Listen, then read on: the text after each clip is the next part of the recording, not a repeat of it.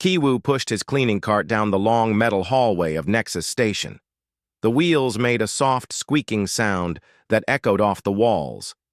He had been walking these same halls for 3 years now, cleaning up after aliens who barely noticed he existed. The station was huge. It floated in space between 3 star systems, serving as a meeting place for dozens of different alien species. They came here to trade goods, make deals, and discuss politics. Kiwu just cleaned their messes. Today was like any other day. Kiwu wore his gray janitor uniform and carried his supplies. He mopped floors, emptied trash containers, and wiped down surfaces. The aliens walked past him as if he was invisible. Some were tall and thin with blue skin. Others looked like giant insects walking on 2 legs. A few had scales like reptiles and spoke in hissing voices. Kiwu understood most of their languages. He had learned them during his time here. The aliens never bothered to speak quietly around him. They thought humans were too stupid to understand anyway. In the morning, Kiwu cleaned the main conference room where the important meetings happened. Commander Talvek was there, a reptilian alien with green scales and yellow eyes. He was arguing with Warrior Prime Vex Thor, who looked like a cross between a wolf and a bear, but walked upright and wore armor. "The shipping routes through the Zeta sector are mine by right," Talvek hissed, his forked tongue flicking out. "My people discovered those hyperspace lanes first." Vex Thor growled low in his throat. His claws scraped against the metal table. "Discovery means nothing without the strength to hold it. My fleet could take those routes whenever I choose." Kiwu continued mopping nearby, but he watched them carefully. Vex Thor's body language was threatening. His ears were flat against his head, and his tail twitched with anger. Kiwu had seen that kind of posture before. It meant violence was coming. As Kiwu moved closer to clean around their table, his cart bumped into a chair. The cleaning supplies rattled loudly. Both aliens turned to glare at him. "Clumsy human," Talvek said with disgust. "Why do they even allow your kind on this station?" Vex Thor snorted. "They are useful for menial tasks, too weak and stupid for anything else." They continued their argument as if Kiwu had never existed, but Kiwu remembered everything. He always did. The way Vex Thor had threatened violence, the anger in both their voices, the mention of fleet movements. These details might be important later. Kiwu finished cleaning and moved to the next area. In the diplomatic quarters, he overheard Diplomat Quinara talking to someone on a communication device. Quinara was from a crystalline species that looked like walking gems. Her voice sounded like wind chimes when she spoke. "The humans suspect nothing," Quinara said in her musical voice. "They believe we see them as allies. How wrong they are." Kiwu pretended to clean a wall panel while listening. The conversation was in the Vorthan language, which most humans did not know. But Kiwu was not most humans. "Phase 2 will begin soon," Quinara continued. "Make sure the packages are ready. The summit next month will be perfect timing." The communication ended, and Quinara left her quarters. Kiwu made a mental note about packages and the upcoming summit. Something was being planned, and it involved humans. Nothing good from the sound of it. Later that day, Kiwu worked in the engineering section. Chief Engineer Mordan was there, an insect-like alien with 4 arms and compound eyes. Mordan was usually friendly, one of the few aliens who actually spoke to Kiwu sometimes. "Hello, Kiwu," Mordan clicked in his buzzing voice. "How are you today?" "I am well, Engineer Mordan," Kiwu replied politely. "How are the station systems?" "All functioning normally," Mordan said. Then he lowered his voice. "But I have noticed some strange things lately. Unusual power draws from certain quarters. Unauthorized access to environmental controls." Kiwu nodded while he cleaned. "Perhaps you should report it to station security?" Mordan's antennae twitched nervously. "I tried. Security Chief Bractal said it was probably just routine maintenance. But I know our maintenance schedules. This is something else." That evening, Kaiwu worked alone in the upper levels of the station. Most aliens were either sleeping or in their quarters. The hallways were quiet, except for the hum of life support systems. Kiwu had learned to move quietly over the years. His footsteps made no sound on the metal floors. This skill had served him well in the past, and it served him now. He could observe without being observed. As he worked near the air filtration systems, Kiwu heard voices from around the corner. He recognized one as Vexathor. The warrior was speaking to someone in a language Kiwu did not immediately recognize, but the tone was clear. They were planning something. Kiwu crept closer, staying in the shadows. Vexathor was talking to a short, stocky alien with gray skin and no visible eyes. Kiwu had seen this species before but did not know much about them. "The weapons will be in place before the summit," the gray alien said in accented Standard Galactic. "Your people just need to provide the distraction." "My warriors are ready," Vexathor replied. "Once chaos begins, we can seize control of the trade routes permanently." They discussed timing and coordination for a few more minutes before separating. Kiwu waited until they were gone before emerging from his hiding spot. A plan was definitely in motion, and it would happen during the big summit next month when leaders from hundreds of worlds would gather on Nexus Station. Kiwu finished his work for the night and was preparing to leave when he heard heavy footsteps approaching. Admiral Hyun-Soo, one of the few high-ranking humans on the station, walked down the hallway. He looked tired and stressed. Kiwu had seen the Admiral before but had never spoken to him. Human military officers generally did not talk to janitors. Kiwu stepped aside to let him pass, but the Admiral stopped. "Working late again?" Admiral Hyun-Soo asked. "Yes, sir," Kaiwu replied. The upper filtration systems needed maintenance. Kaiwu reached up to adjust an air filter panel above his head. As he stretched, his uniform collar shifted slightly. The Admiral's eyes widened suddenly, and his face went pale. There, on Kiwu's neck, were a series of small scars. They formed a distinctive pattern that most humans would not recognize. But Admiral Hyun-Soo was not most humans. He knew exactly what those marks meant. "Where did you get those scars?" the Admiral asked quietly. Kiwu's hand instinctively went to his neck, pulling his collar back into place. "I am sorry, sir. I do not understand." But the Admiral was already studying Kiwu's face more carefully. Recognition dawned in his eyes. "What is your full name?" Admiral Hyun-Soo demanded. Kaiwu hesitated. "Kaiwu Park, sir. Station maintenance worker, level 3. "That is not what I meant," the Admiral said firmly. "Your military designation, your rank before you came here." Kaiwu looked around to make sure they were alone. When he spoke again, his voice was different, stronger, more confident. "Lieutenant Kiwu Park, Human Defense Corps, Reconnaissance Division, missing in action for 18 months, presumed dead." Admiral Hyun-Soo stared at him for a long moment. The scars on Kiwu's neck told a story that few humans would survive to tell. They were victory marks from the Corvani death matches, an illegal gladiatorial system in the Outer Rim territories. "We need to talk," the Admiral said. Admiral Hyun-Soo led Kiwu to his private quarters in the human section of the station. The room was small but clean, with a desk, 2 chairs, and a wall display showing star charts. The Admiral sealed the door and activated a privacy shield that would block any listening devices. "Sit down," Admiral Hyun-Soo said, pointing to one of the chairs. His voice was serious but not angry. Kiwu sat carefully, keeping his back straight. Old military habits were hard to break. The Admiral studied him for several minutes before speaking again. "Those scars on your neck," the Admiral began. "I have only seen marks like that once before, in classified intelligence reports about the Corvani death matches. Each scar represents a victory in single combat. You have many scars, Lieutenant Park." Kiwu did not respond immediately. He had spent 3 years trying to forget his past, but now it was catching up with him. "How did you survive?" Admiral Hyun-Soo asked.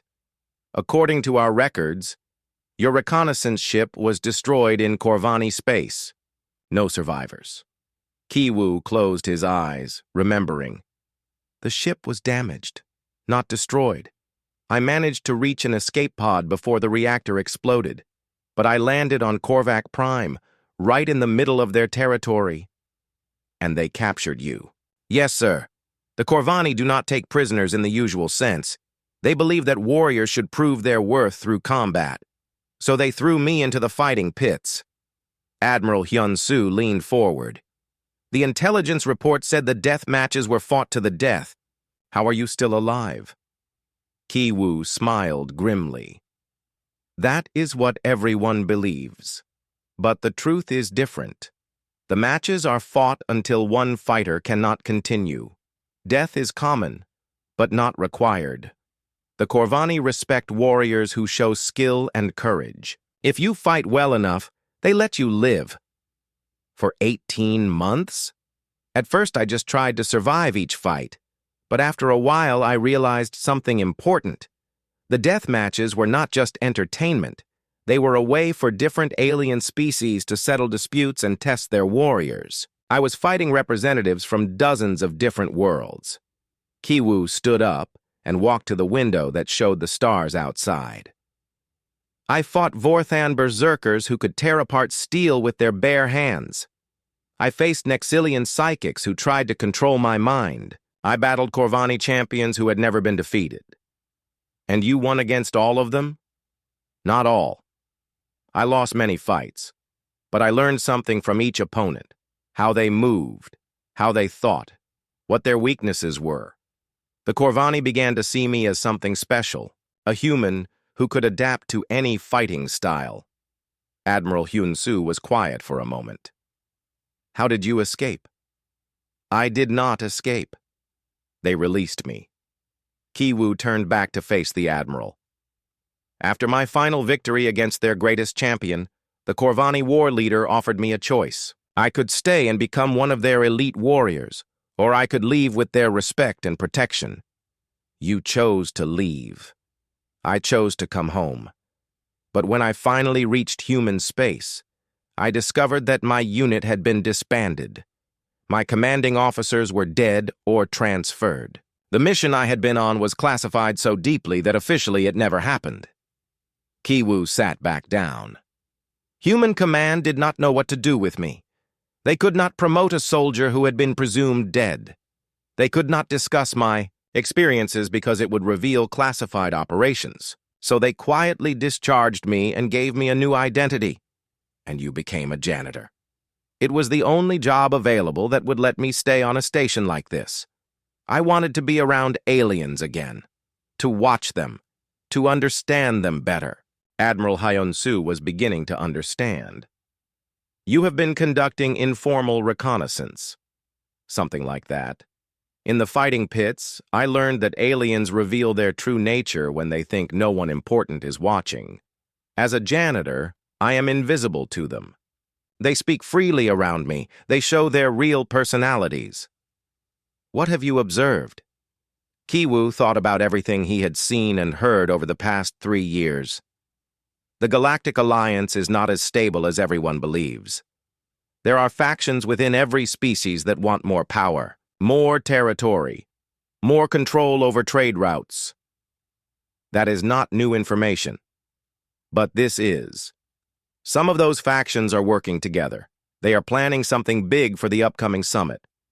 I have overheard conversations about weapons, distractions, and seizing control of trade routes. Admiral Hyun-soo sat up straighter. What kind of weapons? I am not sure yet, but Engineer Mordan mentioned unusual power draws and unauthorized access to environmental systems. Someone is building something inside the station itself. Who is involved? Warrior Prime Vexthor is definitely part of it. I have seen him meeting with representatives from several aggressive species. They speak in code, but their body language is clear. They are preparing for war. Kiwu paused, remembering something important. Admiral, I should mention something else. Vexthor was my final opponent in the death matches. He was the Corvani champion I defeated to earn my freedom. Admiral Hyun-soo stared at him. He knows who you are? He knows I defeated him in single combat, but he probably thinks I am dead. The Corvani do not usually talk about their defeats to outsiders. And I look very different now, thinner, older, with longer hair and civilian clothes. But if he recognizes you, then our investigation becomes much more dangerous. Vexthor will not want anyone to know that he was beaten by a human in fair combat. It would damage his reputation among his own people. Admiral Hyun-soo stood up and began pacing. This is a lot to process. You are telling me that a presumed dead reconnaissance officer has been working as a janitor while conducting unauthorized intelligence gathering.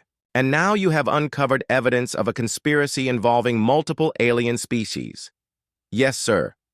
And one of the main conspirators is an alien warrior who has a personal grudge against you. That is correct. The Admiral stopped pacing and looked at Ki-woo.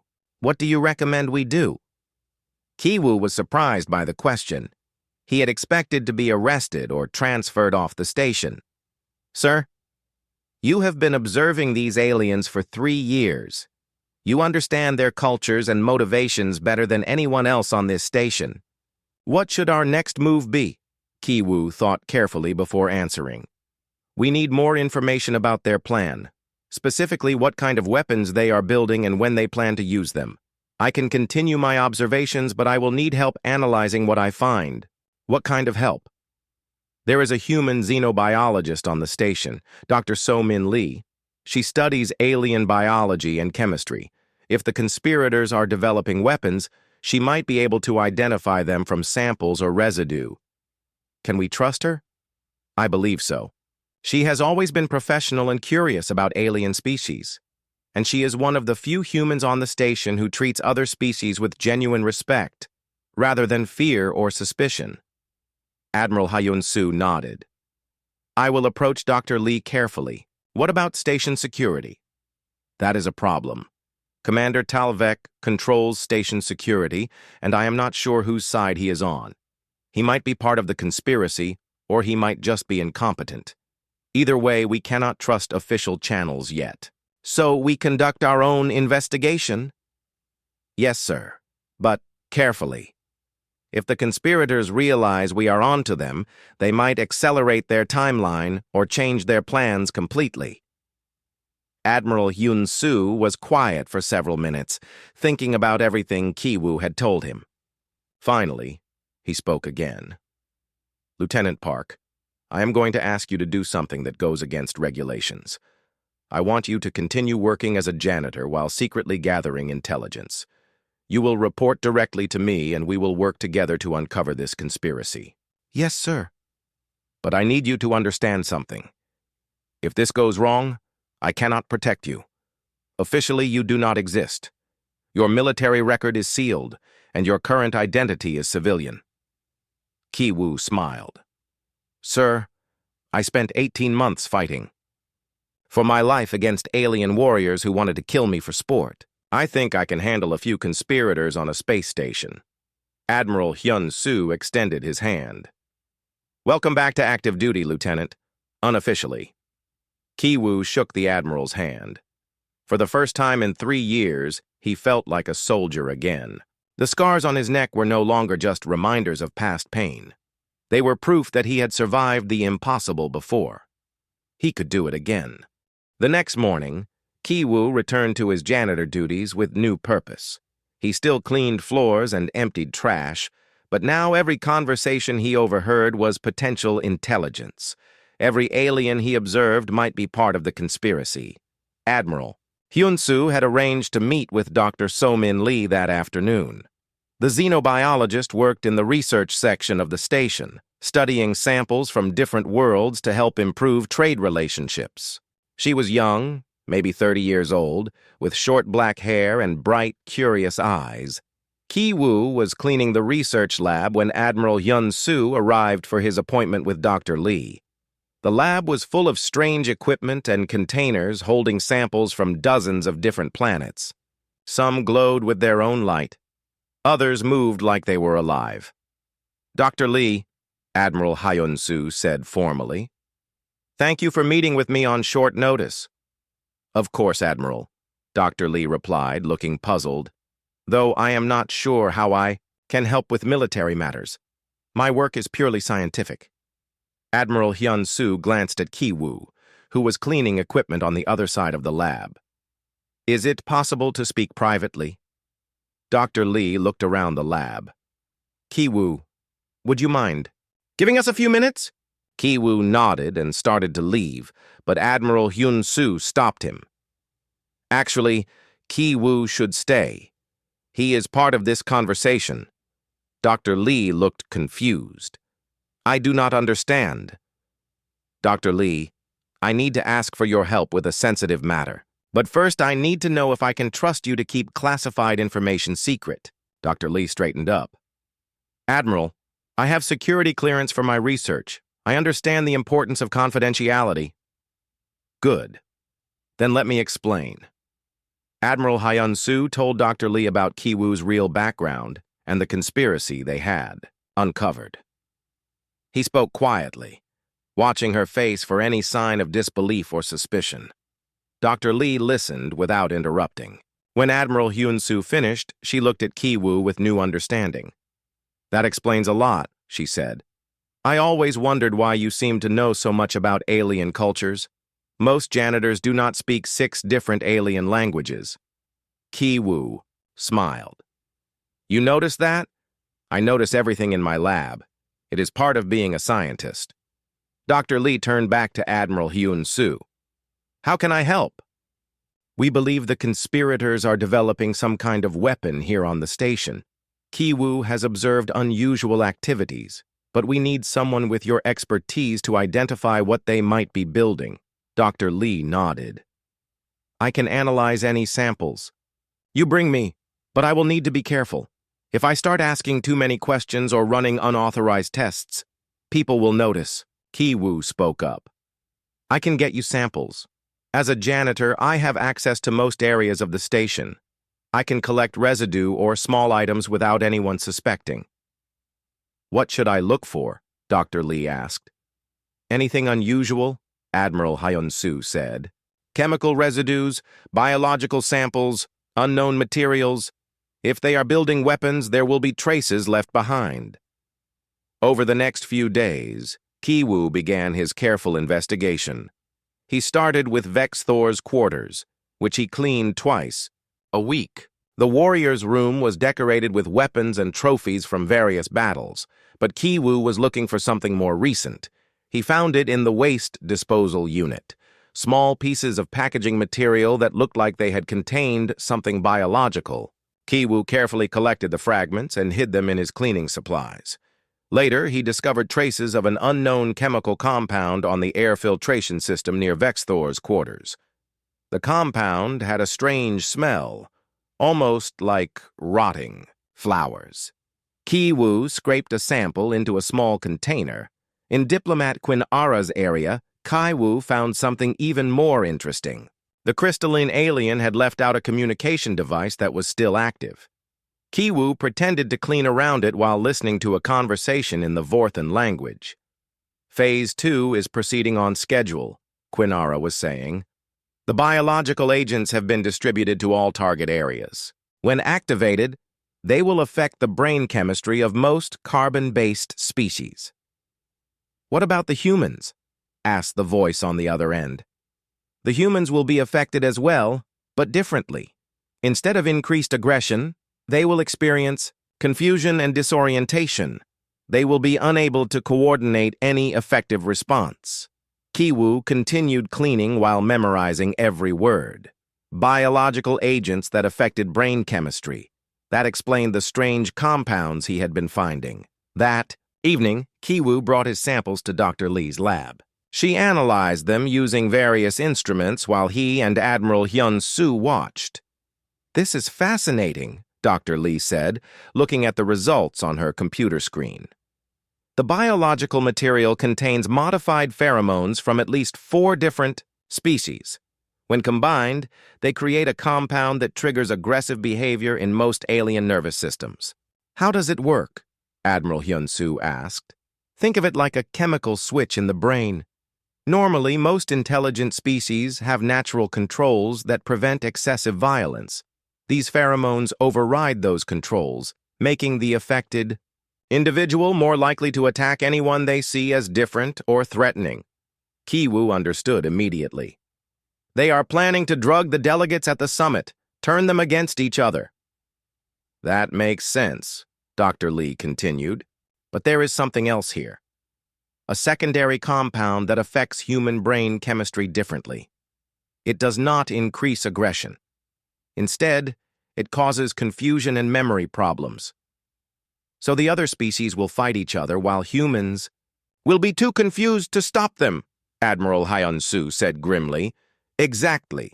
And in the chaos, whoever is behind this can seize control of the situation. Kiwu thought about what he had observed over the past few days. The conspiracy involves more than just Vexthor and Quinara. I have seen representatives from the Corvani, the Vorthons, the Nexilians, and at least 3 other aggressive species holding secret meetings. How many delegates will be at the summit? Dr. Lee asked. Over 200, Admiral Hyun-soo replied, leaders from most of the major worlds in this sector. If they all start fighting each other, it would be a massacre, Kiwu finished. And it would probably start a war that could last for decades. Admiral Hyun-soo stood up and began pacing around the lab. We need to alert station security and get these samples to military intelligence immediately. Sir, I do not think that will work, Kiwu said carefully. Why not? Because I tried to test Commander Talvek's loyalty today. I left some false information where he would find it. Information about a supposed security breach in Section 7. What happened? Within 2 hours, I observed increased activity in Section 7, not security investigating the breach. The conspirators moving their equipment out of that area. Admiral Hyun-soo stopped pacing. Talvek is working with them. It appears so, which means we cannot trust station security. And if we try to contact military intelligence through official channels, Talvek will know about it. Dr. Lee looked worried. So what do? We cannot let them drug 200 delegates and start a galactic war. Kiwu had been thinking about this problem all day. We need to find where they are storing the biological agents and destroy them before the summit. But we also need proof of the conspiracy that we can present to the delegates. The summit is in 5 days, Admiral Hyun-soo pointed out. Can we gather enough evidence in that time? I think so, but it will be dangerous. If the conspirators realize we are investigating them, they might accelerate their timeline. Or they might try to eliminate us. Dr. Lee added quietly. Kiwu touched the scars on his neck. Let them try. I have faced worse odds than this. Admiral Hyun-soo made his decision. All right. We continue the investigation, but we move faster. Dr. Lee, can you develop an antidote for these biological agents? I can try, but I will need more samples and at least 3 days to work. Kiwu, I need you to find where they are storing the main supply of these compounds and see if you can identify all the conspirators. Yes, sir. In 3 days, we make our move. We either stop this conspiracy or we all go down trying. As they prepared to leave the lab, Dr. Lee touched Kiwu's arm. Be careful. If that warrior recognizes you. Kiwu smiled grimly. Then I guess I will find out if I am still as good a fighter as I used to be. But as he walked back to his quarters, Kiwu knew that fighting was not the answer this time. This was a battle that would be won with intelligence, not strength, and he was ready for it. Kiwu spent the next 2 days mapping the conspiracy. He followed the conspirators carefully, noting their meeting places and schedules. What he discovered was bigger than anyone had imagined. The plot involved 7 different alien species, all known for their aggressive tendencies. They had been planning this for months, maybe years. Each species had sent their most dangerous representatives to Nexus Station, disguised as normal diplomats and traders. But as Kaiwu observed them more closely, he began to recognize faces, not from the station, but from his time in the Corvani, death matches. 3 of the aliens had been his opponents in the fighting pits. They had all lost to him, and now they were all here. The first was Quinara, though she looked different outside the arena. In the death matches, she had worn simple fighting gear. Now she dressed like a diplomat, with flowing robes and ceremonial crystals. But Kiwu remembered her fighting style. She used light-based attacks that could blind opponents and crystal, formations that could cut through armor. The second was Morgath, a massive alien from the Nexilian Empire. He had 4 arms and natural armor plates covering his body. Kiwu remembered their fight clearly. Morgath had nearly crushed him with his bare hands before Kiwu found the weak spot between his armor plates. The third was the most dangerous. Zekhan, a psychic warrior from the Outer Rim. He could read minds and project fear directly into his opponent's brains. Kiwu had only defeated him by learning to empty his mind completely, fighting on pure instinct. Now all 3 were here, working with Vexthor to destroy the peace that Nexus Station represented. It could not be a coincidence. Kiwu was cleaning near the main conference room when he overheard a conversation that confirmed his suspicions. "The human is here," Morgath was saying in his deep, rumbling voice. "On this station." "Impossible," Vexthor replied. "I killed him myself in the final match." "You think you killed him," Zekhan corrected. "But I can sense his mind. He is alive, and he is close." Kiwu froze. Zekhan's psychic abilities were stronger than he remembered. The alien was actively scanning for human thoughts, trying to identify him. "Even if he lives, he is just one weak human," Quinara said dismissively. "What threat could he pose?" "You underestimate him," Vexthor growled. "He defeated all of us in single combat. He understands our weaknesses better than any human should." "Then we find him and eliminate him before the summit," Morgath suggested. Kiwu quickly moved away from the conference room. He needed to warn Admiral Hyun-Soo that the conspirators knew he was alive. But first, he had an idea. That evening, Kiwu went to Vexthor's quarters while the warrior was at a meeting. He had cleaned this room many times, but tonight, he was here for a different purpose. Using his knowledge of Corvani culture, Kiwu left a message that only Vexthor would understand. He arranged some of Vexthor's personal items in a specific pattern. To anyone else, it would look like normal cleaning. But to a Corvani warrior, it was an ancient challenge symbol. It meant, "I am not afraid of you." Kiwu did the same thing in Quinara's quarters, using crystalline formations that referenced their fight in the arena. In Morgath's room, he left scratches on the armor display that matched the pattern of wounds Morgath had received when Kiwu defeated him. The psychological warfare worked better than Kiwu had hoped. Within hours, all 3 aliens were nervous and distracted. They kept looking over their shoulders and arguing with each other about security. "Someone is playing games with us," Zekhan said during a meeting Kiwu managed to overhear. "Someone. Who knows about the arena?" "It has to be him," Vexthor insisted. "No one else would know those symbols." "Then why does he not show himself?" Morgath demanded. "If he wants to challenge us, let him fight honorably."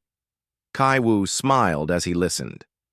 They were so focused on the idea of a direct confrontation that they were not thinking clearly about their mission. Fear was making them sloppy, but Kaiwu's tactics had an unexpected side effect. Other aliens on the station began to notice the conspirators' strange behavior. Engineer Morden approached Kiwu while he was working in the engineering section. "Kiwu, I must speak with you," Morden said quietly. "I have been watching the station's power systems, and something is very wrong." "What do you mean?" Kiwu asked, though he already suspected what Morden had discovered. "Someone has been tapping into the environmental controls in 7 different sections. They are drawing enough power to operate significant equipment, but there is no record of any authorized installations. Kiwu pretended to think about this. Maybe you should report it to security again? Mordan's antennae drooped. I tried. Commander Talvek told me to stop asking questions and focus on my regular duties. But Kaiwu, if someone is building unauthorized equipment, it could endanger the entire station. This was the opening Kiwu had been waiting for. Engineer Mordan, what if I told you that some people on this station are planning to hurt the delegates at the summit? Mordan's compound eyes widened. I would ask if you have proof. Kaiwu made his decision. Mordan was honest and cared about the safety of the station. He could be trusted. Meet me in Storage Bay 7 tonight after. Your shift ends. Bring your technical scanner. I will show you proof. That night, Kiwu led Mordan to one of the locations where he had detected biological agent storage. Using Mordan's scanner, they confirmed the presence of the modified pheromones Dr. Lee had identified. This is terrible, Mordan buzzed in, distress. These compounds would turn the summit into a battlefield. Will you help us stop them? Kiwu asked. Of course. But how? If Commander Talvek is involved, we cannot use official channels. Kiwu explained about Admiral Hyun-soo and Dr. Lee. Mordan agreed to join their small group of investigators. His engineering expertise would be valuable for understanding how the conspirators plan to distribute the biological agents. Meanwhile, Dr. Lee had been working around the clock to develop an antidote. She had made progress, but she needed more time and more samples. I can neutralize the compounds, she told Kiwu and Admiral Hyun-soo during a secret meeting. But I need to know exactly how they plan to release them. The antidote has to be distributed in the same way at the same time. The summit opening ceremony is tomorrow, Admiral Hyun-soo said. Can you be ready? If I work through the night, yes, but I will need help distributing the antidote. Kiwu had been thinking about this problem. I know how they plan to release the compounds, through the air circulation system during the opening ceremony. When all the delegates are gathered in, the main assembly hall. How do you know? Dr. Lee asked. Because that is what I would do. Maximum exposure, minimum chance of detection, until it is too late. Mordan nodded agreement. The environmental controls for the assembly hall run through Junction Box 12. If someone had access to that system, they could introduce anything. Into the air supply, Admiral Hyun-soo finished. Kiwu stood up. Then that is where we make our stand. Dr. Lee finishes the antidote. Mordan helps her access the air system. Admiral Hyun-soo contacts any allies we can trust among the human delegation. What about you? Dr. Lee asked. Kaiwu touched the scars on his neck. I am going to do what I do best.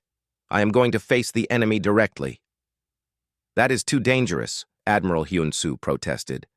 There are 7 of them, and they know you are alive now. Yes, they know, but they are also afraid. Fear makes people stupid. They will be so focused on me that they will not notice what the rest of you are doing. Kiwu looked at each of his allies. In the arena, I learned that sometimes the best way to win a fight is to let your enemy think they have the advantage. Tomorrow I am going to give them exactly what they want, a chance to face me in single combat. And if you lose? Mordan asked quietly. Kiwu smiled, and for a moment he looked exactly like the warrior he had been in the Corvani death matches. Then you better make sure that antidote works, because the fate of the galaxy will depend on it. Outside, the lights of Nexus Station continued to glow against the darkness of space. In less than 12 hours, delegates from hundreds of worlds would gather for a summit that was supposed to strengthen galactic peace. Instead, it might become the beginning of the greatest war the galaxy had ever seen. But Kiwu had faced impossible odds before. Tomorrow, he would find out if he was still the warrior who had earned freedom through combat in the fighting pits of Korvac Prime. The morning of the summit arrived with artificial dawn lighting throughout Nexus Station. Kiwoo woke early, as he always did, but today felt different. Today he would stop being invisible. He put on his janitor uniform one last time, checking that his cleaning cart held more than just supplies. Hidden among the bottles and brushes were tools he had carefully gathered over the past few days. Not weapons exactly, but items that could become weapons if needed. The main assembly hall was already busy with preparations. Delegates from over 200 worlds would gather here in just a few hours. Kiwoo walked through the area, apparently cleaning but actually memorizing every detail: exit routes, security positions, and most importantly, the location of environmental controls. Dr. Lee had worked through the night to finish the antidote. She and Mordan were already in position near Junction Box 12, disguised as maintenance workers. Admiral Hyun-soo was with the human delegation, ready to signal them if the conspiracy was exposed. Everything depended on timing. Kiwoo needed to draw the conspirators into the open at exactly the right moment. At 10 in the morning, delegates began arriving for the opening ceremony. Kiwoo watched from the service corridors as hundreds of different alien species filled the assembly hall. Some walked on two legs, others slithered or floated. A few were so alien that Kiwoo could not even guess how they moved. Each species sat in their designated area, with translation devices ensuring everyone could understand the proceedings. It should have been a beautiful display of galactic cooperation. Instead, it was about to become a trap. Kiwoo spotted the conspirators scattered throughout the hall. Vexthor sat with the Corvani delegation, wearing ceremonial armor. Quinara was with the crystalline species, her form glittering under the lights. Morgath towered over the other Nexilian delegates. At 11:30, Kiwoo made his move. He walked openly into the assembly hall, no longer hiding his presence. Several aliens noticed the human janitor and frowned, wondering why he was there during such an important ceremony. But 4 aliens recognized him immediately. Vexthor, Quinara, Morgath, and Zekhan all tensed when they saw Kiwoo walking calmly. Down the main aisle, Kiwoo stopped in the center of the hall and spoke loudly enough for everyone to hear. His words were in Standard Galactic, but he switched between languages to make sure every species understood. "Honored delegates," Kiwoo said, his voice carrying clearly through the hall. "My name is Kiwoo Park. You do not know me, but some of your representatives do. They know me from the Corvani death matches, where I defeated them in single combat." A murmur went through the assembly hall. Most delegates had never heard of a human competing in the death matches, much less winning. Vexthor stood up, his hand moving to his weapon. "What is the meaning of this interruption?" Kiwoo smiled and pulled back his collar, showing the victory scars on his neck. "The meaning, Warrior Prime Vexthor, is that your conspiracy has been discovered." The hall erupted in confusion. Delegates began talking loudly in dozens of languages, demanding explanations. Security guards moved toward Kiwoo, but Admiral Hyun-soo stepped forward from the human delegation. "Wait!" Admiral Hyun-soo commanded. "Let him speak!" Kiwoo continued, his voice calm despite the chaos around him. 7 species represented here today have been planning to drug you all with biological agents that will make you attack each other. They intend to use the resulting chaos to seize control of the major trade routes." "Lies!" Quinara shrieked, her crystalline form flashing with angry light. "Why would you believe a human janitor over established diplomats?" "Because," Kiwoo replied, "this human janitor has been watching all of you for 3 years, and because we have proof." At that moment, Dr. Lee's voice came over the station's communication system. "Attention all delegates. I am Dr. So-Min Lee, xenobiologist. We have detected modified pheromone compounds in the air circulation system of this hall. These compounds are designed to trigger aggressive behavior in most alien species." Engineer Moradin's voice followed. "Confirmed. The environmental controls have been compromised. Someone has been introducing foreign biological agents into the air supply." The assembly hall fell silent for a moment. Then several delegates began checking their personal air filters and detection devices. Within minutes, multiple species had confirmed the presence of the biological agents. Vexthor realized the conspiracy was exposed. With a roar of rage, he drew his weapon and charged at Kai Wu. "You will not destroy our plans, human." Ki Wu had been expecting this. He dodged Vexthor's first attack and rolled behind a row of seats. The other conspirators also revealed themselves, drawing weapons and moving to support Vexthor. "Security, stop them!" Commander Talvex shouted, but his guards hesitated. They were confused about who was the real threat. Ki Wu stood up slowly, no longer hiding his combat skills. "Warrior Prime Vexthor, you still owe me a rematch from the arena. I challenge you to single combat under Corvani law." Vexthor stopped his attack, surprised. The challenge was issued in perfect Corvani, using the ancient ritual words that could not be ignored without losing honor. "You dare invoke Talgeth?" Vexthor growled. "I invoke the right of truth battle," Ki Wu replied formally. "Combat 2, determine truth from lies. Combat to determine innocence from guilt." A Corvani elder in the delegation stood up. "The challenge is issued correctly. According to our law, it must be answered." "But this is not Corvani space," Talvek protested. "The challenge was issued," the elder repeated firmly.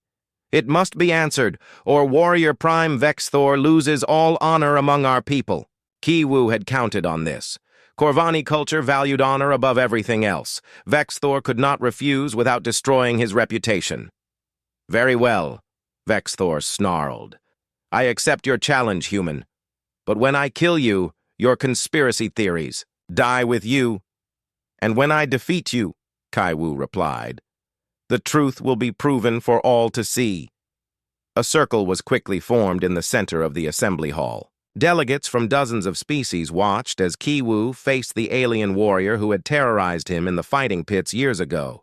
But Ki Wu was no longer the desperate prisoner who had fought for survival. He was older, wiser, and he understood his opponent completely. Vexthor attacked with the same brutal tactics he had used in the arena: claws, teeth, and raw strength designed to overwhelm his opponent quickly. But Ki Wu did not fight the same way he had before. Instead of matching Vexthor's aggression, Ki Wu fought defensively. He dodged, blocked, and redirected the warriors' attacks. He let Vexthor tire himself out while conserving his own strength. "Stand still and fight!" Vexthor roared in frustration. "I am fighting," Ki Wu replied calmly. "Just not the way you expect." As the battle continued, Ki Wu began to counterattack. But instead of trying to harm Vexthor, he focused on disarming him and exposing his weak points. Each move demonstrated superior skill without causing unnecessary damage. The watching delegates began to understand what they were seeing. This was not just a fight between two warriors. It was a lesson in different approaches to conflict. Vexthor represented the old way of solving problems through violence and domination. Ki Wu represented something new. Finally, Ki Wu found his opening. He trapped Vexthor's weapon arm and placed him in a submission hold that the warrior could not escape from. "Yield," Ki Wu said quietly. "Never," Vexthor gasped. "I do not want to hurt you," Ki Wu continued. "I just want you to stop hurting others." For a moment, Vexthor struggled against the hold. Then, slowly, his body relaxed. "I yield," he said, his voice barely a whisper. Ki Wu released him immediately and stepped back. Truth battle is complete. The innocence is proven. The assembly hall erupted in applause from dozens of different species. But the crisis was not over yet. The other conspirators were still armed and dangerous. However, something unexpected happened. Representatives from the conspirators' own species began to restrain them. The truth battle had proven Ki Wu's claims, and no species wanted to be associated with the failed conspiracy. Within minutes, all 7 conspirators were in custody. Commander Talvek tried to escape, but Engineer Mordan had already locked down the station's transportation systems. As security forces took the conspirators away, delegates began to approach Kiwu. Many wanted to thank him personally for saving the summit. Others were curious about the human who had defeated alien warriors in single combat. But Kiwu was already reaching for his cleaning cart. "If you will excuse me," he said politely. "I have floors to clean." Admiral Hyun-soo stopped him. "Kiwu, you just saved the Galactic Alliance. You cannot go back to being a janitor now." Kiwu smiled and straightened his uniform. "Admiral, someone has to clean up this mess, and someone has to keep watching. The galaxy is a big place, and there will always be new conspiracies to uncover." He looked around at the hundreds of alien delegates who were now looking at him with respect instead of dismissal. "Besides," Kiwu added, "I like being invisible. It lets me see things that others miss." As Kiwu pushed his cart toward the exit, delegates from dozens of species stepped aside to let him pass. But now they saw him. They would always see him. The janitor was invisible no more. 3 weeks after the summit, Kiwu was back to his normal routine. He cleaned floors, emptied waste containers, and maintained the environmental systems. But everything was different now. When he walked through the corridors of Nexus Station, aliens stopped to greet him. Some nodded respectfully.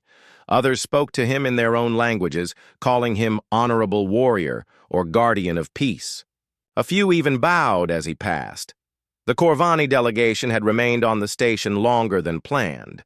Their elder war leader Thakmor wanted to speak with Kiwu personally about his time in the death matches. "You fought with honor," Thakmor said during their meeting. "You defeated our champions, but you also showed mercy. This is a rare thing among warriors." "I learned from your people," Kiwu replied. "Combat is not always about destroying your enemy. Sometimes it is about proving a point." Thakmor studied the scars on Kiwu's neck. "These marks tell a story of survival against impossible odds. You have earned the right to wear them proudly." "I wear them as a reminder," Kiwu said. "Not of victories, but of what I learned from each opponent." The war leader nodded approvingly. "You understand the true meaning of the arena. Perhaps humans are more than we believed." Similar conversations happened throughout the station. Representatives from species that had barely acknowledged human existence before now sought Kiwu's opinions on various matters. They asked about human culture, human fighting techniques, and human perspectives on galactic politics. Dr. Lee found Kiwu in the research lab one afternoon, cleaning equipment as usual. "You have become quite famous," she said with a smile. "Half the delegates want to interview you, and the other half want to recruit you for their intelligence services." Kiwu continued his work. "Fame is not why I do this job." "Then why do you stay?"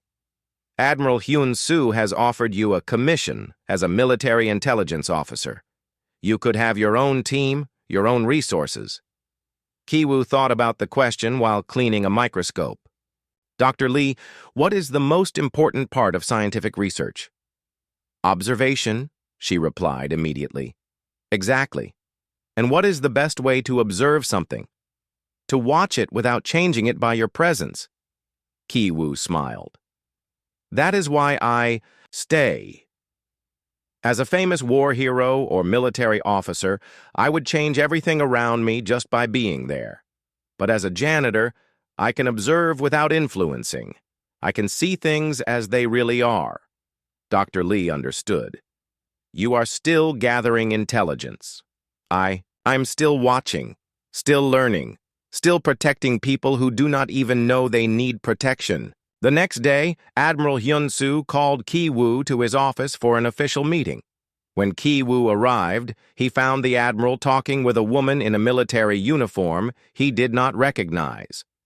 "Kiwu, this is General Park from Earth Defense Command," Admiral Hyun-soo said. "She wants to discuss your future with the military." General Park studied Kiwoo carefully. Lieutenant Park, your actions at the summit have been noted at the highest levels of human government. We would like to offer you a position as Director of Alien Cultural Intelligence. What would that involve? Kiwoo asked. Your own department. A team of researchers and analysts. Access to classified information from across human space. The resources to conduct large-scale intelligence operations. Kiwoo was quiet for several minutes, considering the offer. It was everything a military officer could want. Rank, authority, respect, and the chance to serve humanity on a galactic scale. General Park, I am honored by your offer, Kiwoo finally said. But I must decline. Both officers stared at him in surprise. Why? General Park asked. This is an opportunity to serve your species at the highest level. I am already serving my species, Kiwoo replied, and every other species on this station. Sometimes the best way to protect something is to watch over it quietly. General Park frowned. You want to remain a janitor after everything you have accomplished? I want to remain where I can do the most good, Kiwoo corrected. In the shadows, where I can see threats before they become dangerous. Admiral Hyun-soo spoke up. General, perhaps we can reach a compromise. What if Kiwoo maintains his current position but reports directly to military intelligence? He could continue his observations while providing us with regular updates. General Park considered this. An unofficial intelligence asset with no official status or protection. An observer who can go anywhere and see everything, Admiral Hyun-soo countered. After some discussion, they reached an agreement. Kiwoo would continue working as a janitor on Nexus Station, but he would also file regular intelligence reports through secure channels. He would have access to military resources when needed, but no official rank or recognition. One more thing, General Park said before leaving. If you ever change your mind about that promotion, the offer stands. Kiwoo nodded politely, but he knew he would not change his mind.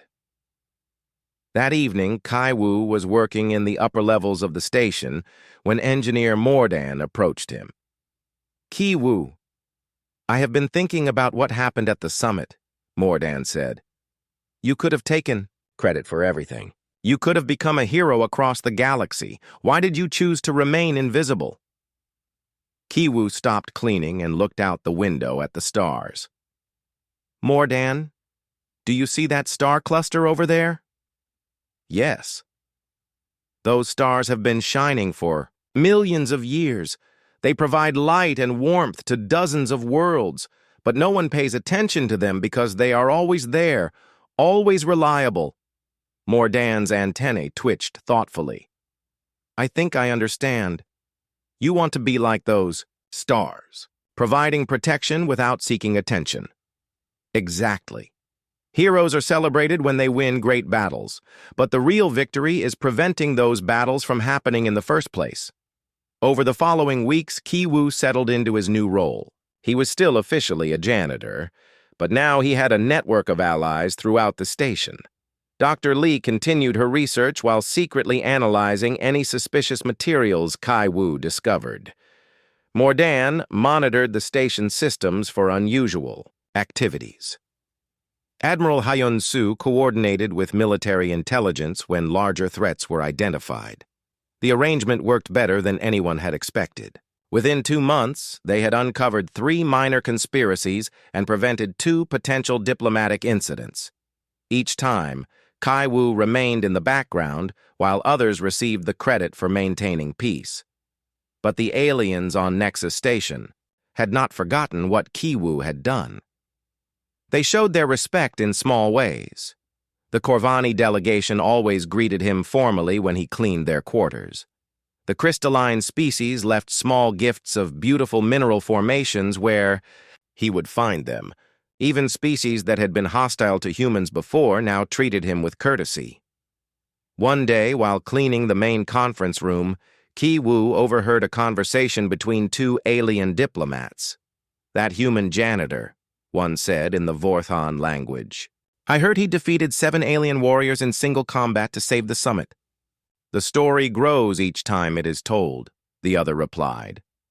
But I was there. I saw what really happened. He did not defeat them through violence. He defeated them through wisdom. How so? He understood their weaknesses better than they understood themselves. He knew exactly what to do to expose their conspiracy and stop their plans. That is not the strength of muscles. That is the strength of mind. Kiwu smiled as he continued cleaning.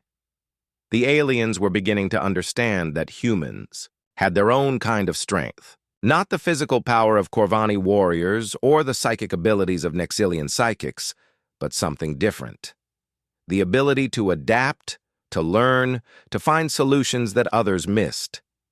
As the months passed, other humans on the station began to benefit from Ki Wu's actions. Aliens who had previously dismissed all humans now gave them more respect and consideration. Trade negotiations became more favorable. Diplomatic meetings became more productive. Dr. Lee was promoted to chief xenobiologist. And given a larger research budget, Admiral Hyun Soo was assigned to lead a new interspecies cooperation initiative. Even the human diplomatic staff found their jobs easier as alien prejudices slowly faded. But Kai Wu remained where he was, doing the job he had chosen. Every morning he put on his gray uniform and walked the halls of Nexus Station. He cleaned floors, emptied waste containers, and watched over the delicate balance of galactic peace. The aliens he passed no longer ignored him. Some nodded respectfully. Others greeted him by name. A few even asked his advice on matters of diplomacy, and Trade Kiwu had become visible without losing his ability to observe. He had gained respect without sacrificing his effectiveness. He had proven that heroism did not require recognition, and that sometimes the most important battles were won by those who fought in silence. In the reflection of the polished floors he cleaned, Kiwu could see his scars. They were still there, reminders of his time in the arena. But now they meant something different. They were not just marks of survival, but symbols of the price he had paid to understand his former enemies. And in that understanding, he had found a way to protect not just humans, but all the species that called the galaxy home. Late at night, when the station was quiet and most aliens were sleeping, Kai Wu would stand at the observation windows and look out at the stars. Somewhere, out there, new threats were probably forming. New conspiracies were being planned. New conflicts were brewing.